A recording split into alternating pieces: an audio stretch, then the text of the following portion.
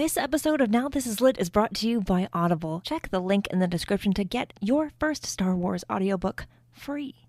Everyone loves free things. Click that link. Do it. A long time ago, in a galaxy far, far away.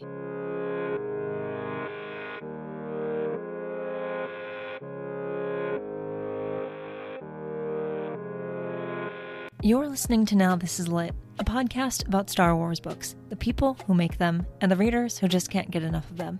I'm your host, Meg Dowell. I use she, her pronouns. And today, George Mann joins me on the show to talk about the High Republic and writing Star Wars and how cool that is. I hope you enjoy.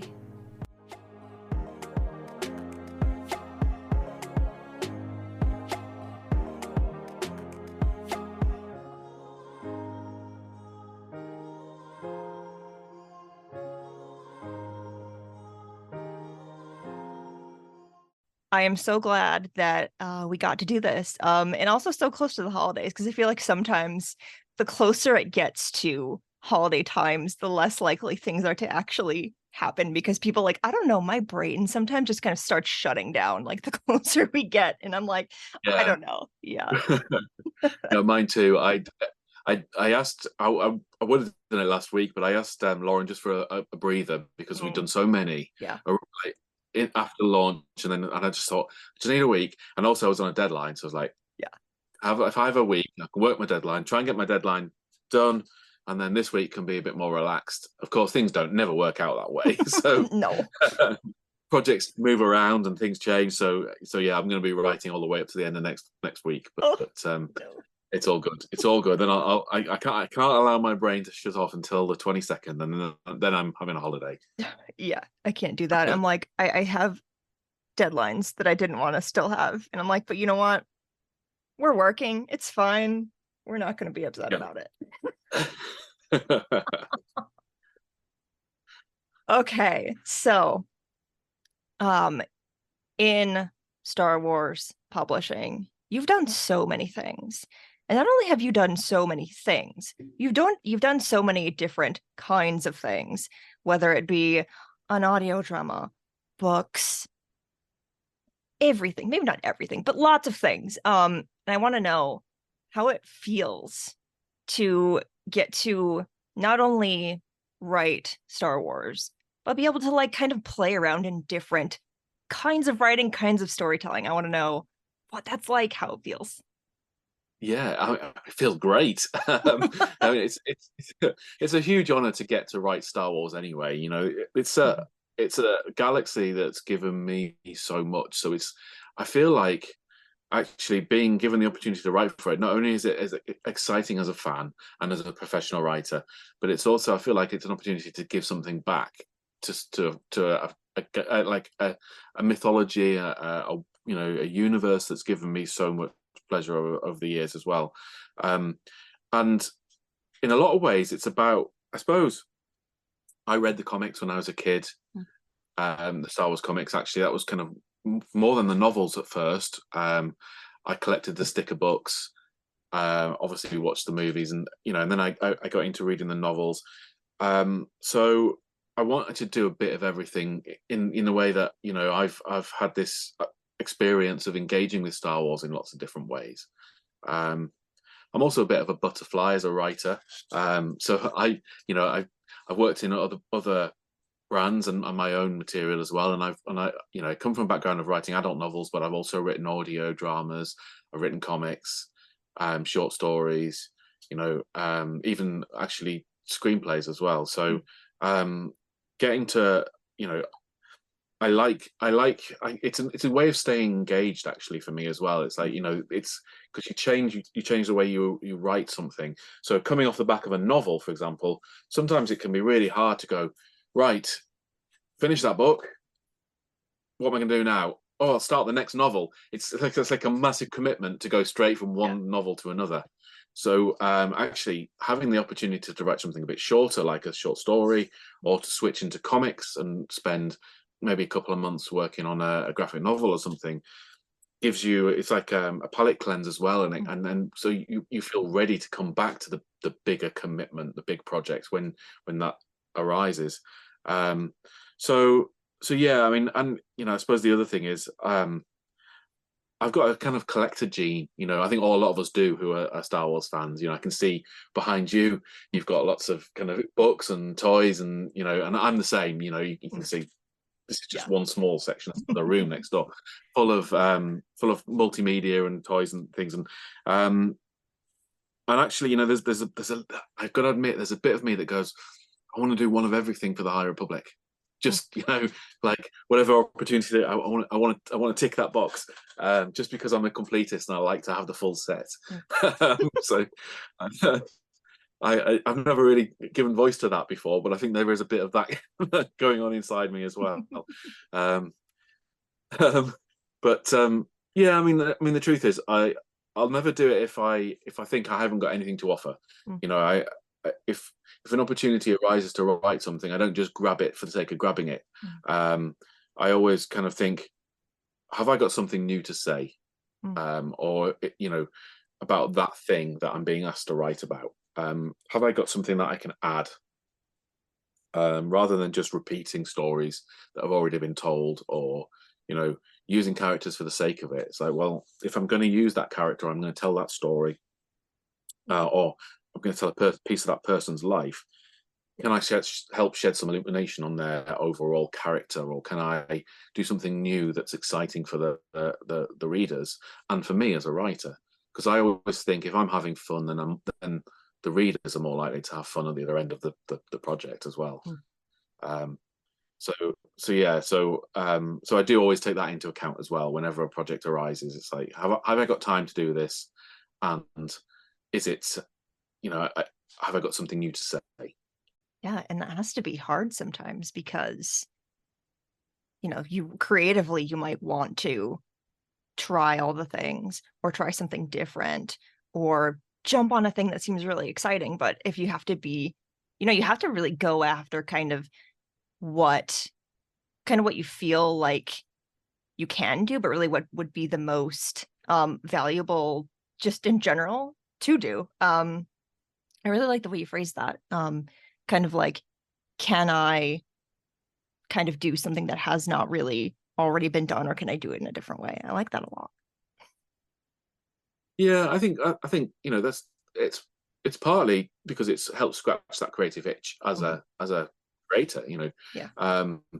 But it's also about doing justice to the material that you're playing with. And it's one of the things I love about the High Republic, because it gives us a canvas for creativity that it's hard to do in some of the other eras of Star Wars. I mean, don't get me wrong, I love all eras of Star Wars, and I like working in all eras of Star Wars, but sometimes it's hard to find that angle for a new story, or to find a space for that story in an existing character's kind of canon life, as it were, the kind of full biography.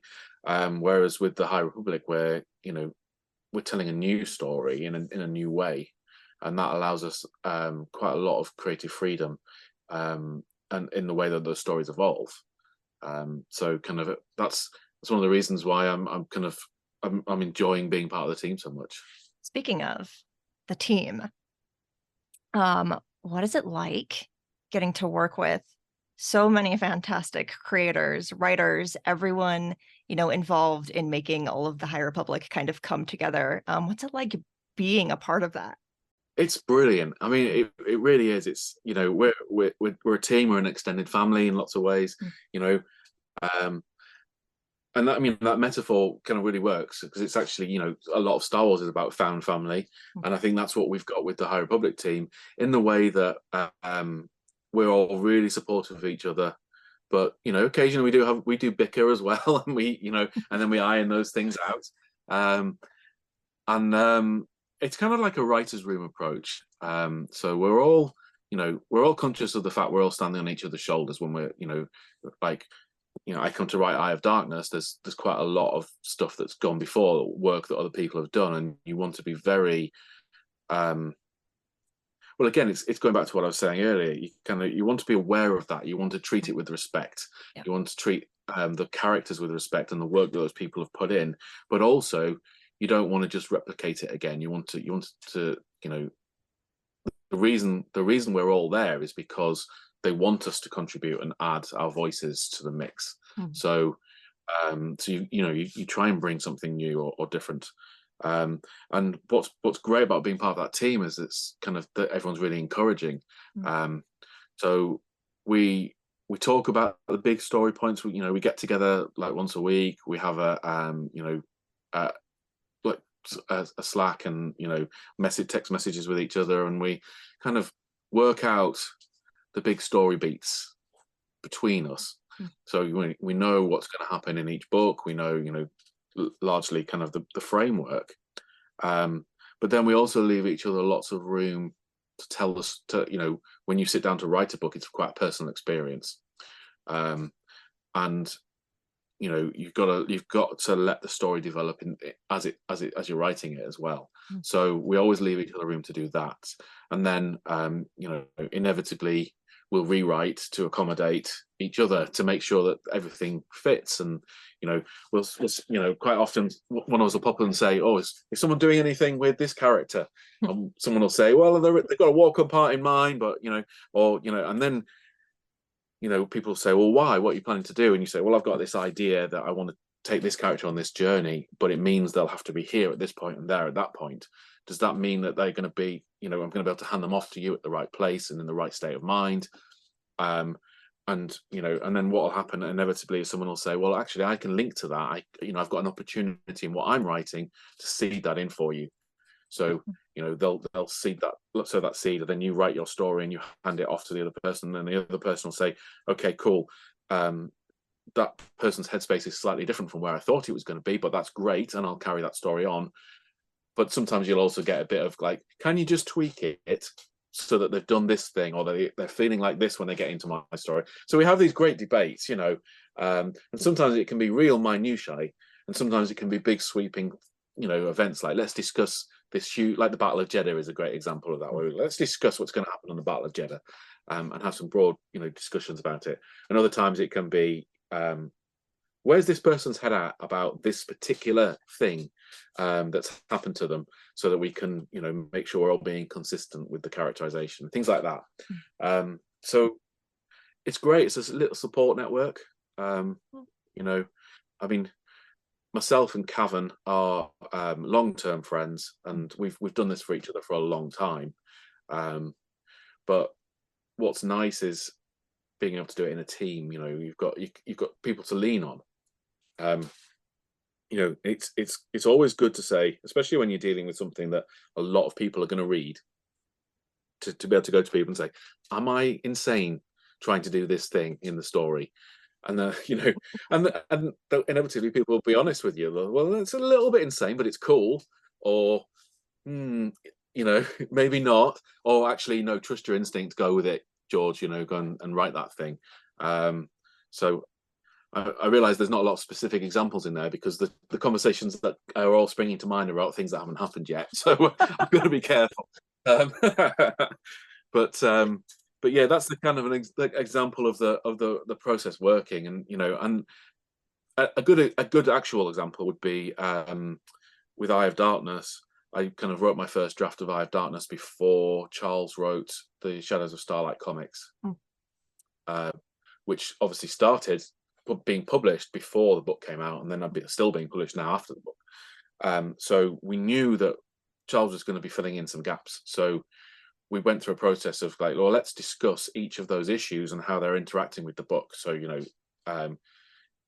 Charles would say, well, I'm thinking of doing this with these characters, having read what they do in the book. And I'd say, great, again, that's great. I can make sure Ava and Elsa have had that conversation in the book.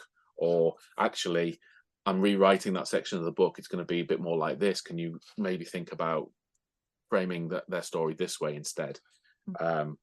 So, when we end up with a comic and a novel that are nicely in dialogue with each other, and that, hopefully readers will feel that consistency and feel that like, oh, okay, this is shedding a little bit more light on what's happening in the novel and vice versa. So that, yeah, that's a great example of kind of a project where that happened. And Battle of Jeddah is the same with myself and Cav with the comics and the audio, where we were working out, in fact, even more so, where we were working out, well, who's going to write the herald speech, because we want it to be the same in both. you know, how are we going to play that out? And then Cav was writing a scene for Path of Vengeance, and I was saying, I'm going to put that scene in the audio for you, and I'm going to make it the exact same dialogue so that we're seeing it from a different character's perspective, but people will see that consistency, and we can, you know, setting up little things like that. So we basically, in that instance, myself and Cav got together and we sat with whiteboards and planned out, here are the blow by blow account of what happens day by day in the Battle of Jeddah, together. And then I went and wrote mine, and he went and wrote his. From the outside looking in, just looking at the High Republic as a whole, I think the most amazing part of it to me is knowing how much collaborative effort constantly goes into, you know, every individual going off and doing their own thing, but then always coming back, and there always being that conversation, and everyone's kind of knowing, you know, what they need to know about what everyone else is doing to make everything happen. But like seeing it actually all work is very, very cool. And I think that's one of the things I think that really draws people to it, is like it's such a big thing that there are a lot of different moving parts and a lot of different people constantly working on it at the same time. But it's the final product just is unlike anything we have seen before. I love it. Yeah, I mean, I think the truth is we all care about it a lot. So we want it to be the best it can be.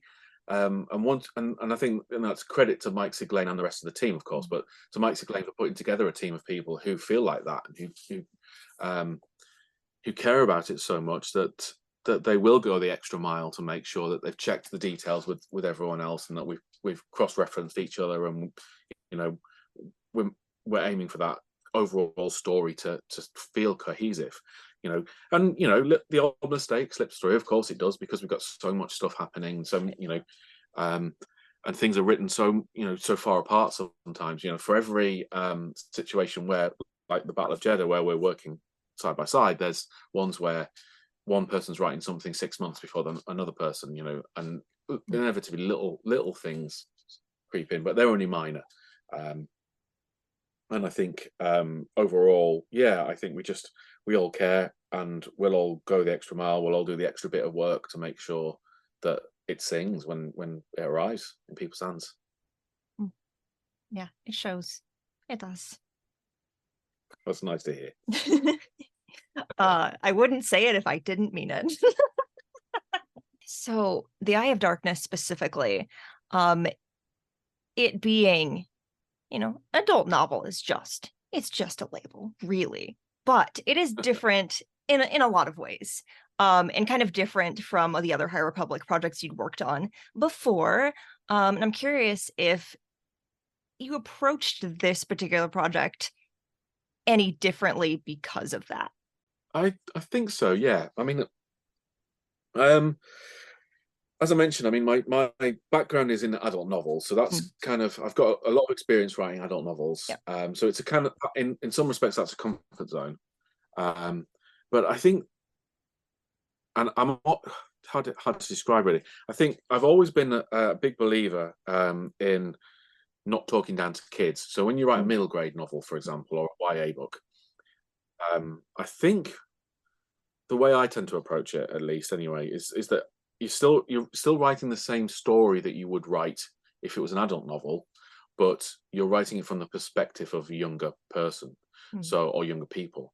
So inevitably they have a different perspective on the situation than the adults. So I think it tends to, how I write it tends to come down to whose eyes we're seeing through as much as anything. That's kind of how I approach a story. So with the Eye of Darkness, you know, we're seeing it through adult eyes. Not only are we seeing it through adult eyes, but we're seeing it through the eyes of some very damaged people who've been through, you know, a heck of a lot in phase one. And they've had a hell of a year as well in between. You know, the Jedi are at a point where nothing they can do is making any real difference against the Nile, and they're running scared of the Nameless. Republic are at a loss. You know, there are all these people trapped behind the inclusion zone. They don't know whether their friends are alive or dead. And for the people trapped inside the inclusion zone, they're under the kind of iron fist of the Nile. their freedom has been curtailed. They can't contact their loved ones elsewhere in the galaxy. They're trapped. So no one's in a great place. So that really influenced how I kind of went into this novel, which is these are particularly from the point of view of the Jedi, they're not used to losing. So what does that feel like? How are they dealing with grief, particularly for Stellan, and blaming themselves and things? And these are preoccupations you probably wouldn't have in a middle grade novel. So what writing an adult novel gave me the opportunity to do is to really do a deep dive into character, and that's what I wanted this to be. I wanted it to have great action moments, lightsaber battles, chase sequences, all the action you'd expect from a Star Wars story. But I also wanted it to be character study of some of those key characters. Avar, Elzar particularly, Markian Rose, slightly different approach to him, because a bit like when you write Sherlock Holmes, you always write it from Watson's perspective. You don't see inside Sherlock's head, because he's the genius. And you're not the genius as the writer.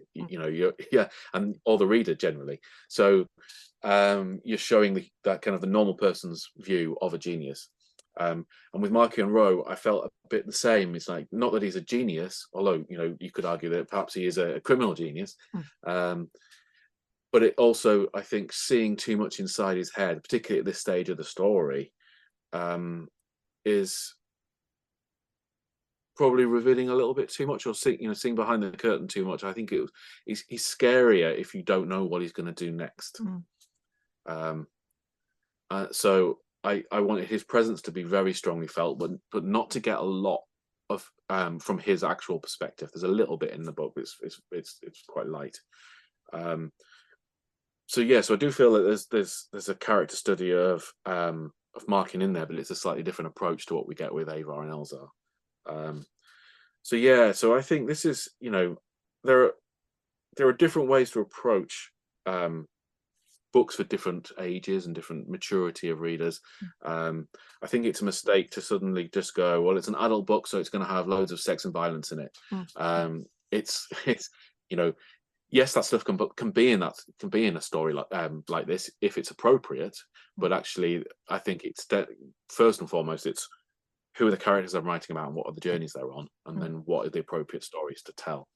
And that's where the maturity comes in. And but more than anything, it was it's 3 times the length of something like Quest for the Hidden City, so you've got page space to well, it's actually 4 times the length of Hidden City, actually, when I think about it.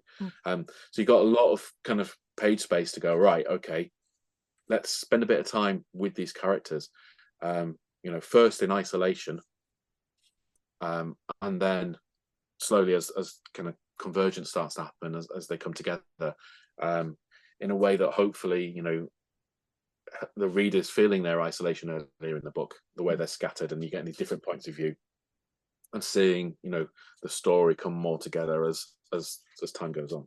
It was a big challenge, and and I suppose the other element of it is we were returning to phase 1 characters, so I knew there was a lot of people waiting to read that, so there was a bit of pressure there.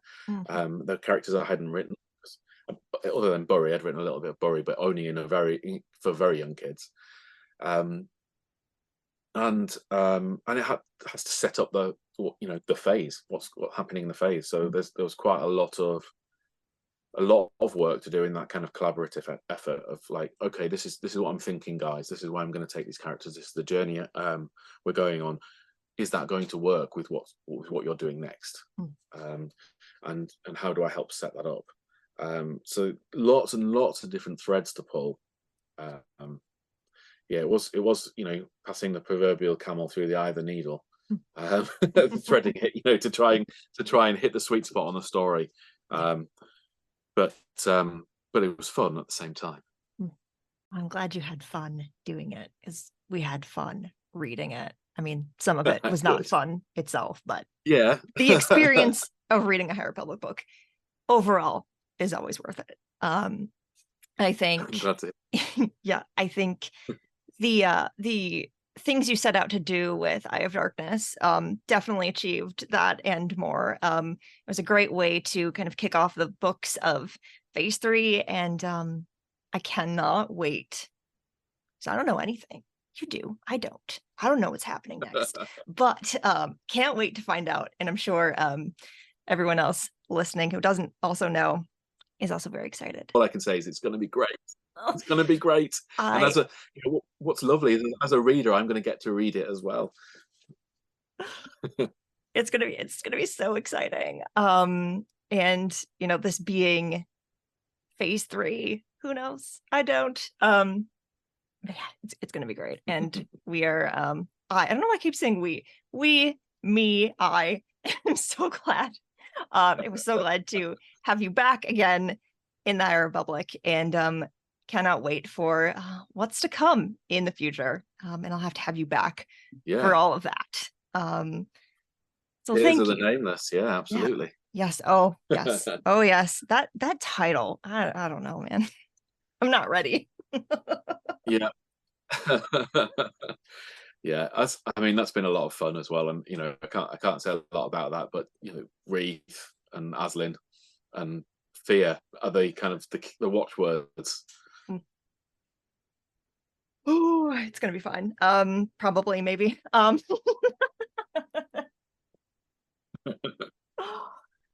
Thank you so much for all the insightful, wonderful things that you said about writing and storytelling and Star Wars. I have a lot to think about now. You said all that so wonderfully, and it's so great to hear you talk about your stories and stories in general and Star Wars and characters and all of these things. And I'm so glad that I could have you here to talk about all of that, so that it's not just me hearing it, but it's the two other people listening, maybe. I don't know. Oh, it's lovely to be here, and as I said before, I get a chance to talk about Star Wars. That's always fun. Yes. Oh, this has been fun. This has been wonderful. Thank you again so much for doing this. Anytime. Yeah, for making the time difference work, for all of it.